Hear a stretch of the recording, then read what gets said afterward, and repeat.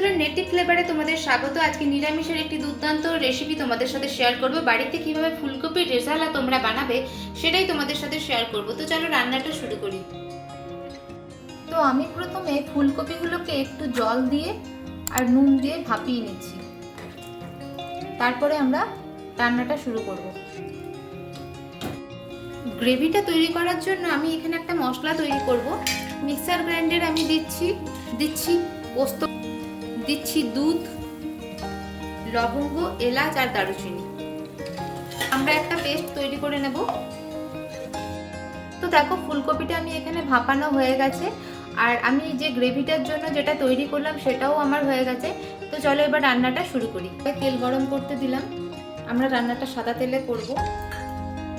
ফোড়নের জন্য দিলাম একটা লবঙ্গ, একটা দারুচিনি আর একটা এলাচ আর একটা গোটা শুকনো লঙ্কা।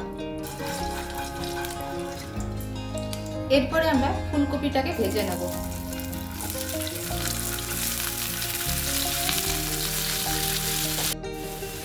এরপরে আমরা দেব স্বাদ মতো নুন,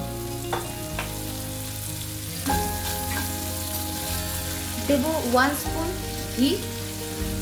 আমরা ফুলকপিগুলোকে একটু ঢাকা দিয়ে দিয়ে ভেজে দিচ্ছি, নাহলে কাঁচা কাঁচা থেকে যাবে।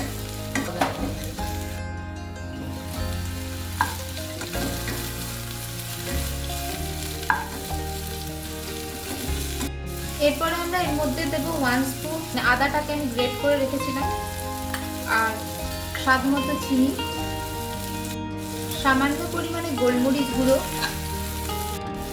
এরপরে যে মশলাটা আমরা করে রেখেছিলাম সেটা এর মধ্যে দেব। খুব ভালো করে নাড়তে হবে। ফুলকপির রেজালা অনেকে অনেক রকম ভাবে করে, আমি এইভাবে করি, তাই তোমাদের সাথে শেয়ার করলাম। বাটিতে লেগেছিলাম মশলার জলটা আমরা এইভাবে দিলাম। দেব সামান্য পরিমাণে কাশ্মীরি মির্চ পাউডার। বেশ খানিকক্ষণ কষে নেওয়ার পরে আমরা দেব দুধ। পরে আমরা ঢাকা দিয়ে রেখে দেবো কিছুক্ষণ। তো এই ছিল আজকের আমার রেসিপি। তোমরা অবশ্যই আমাকে জানাও যে তোমাদের রেসিপিটা কেমন লাগলো। থেকে ছড়িয়ে দেব সামান্য একটু ঘি।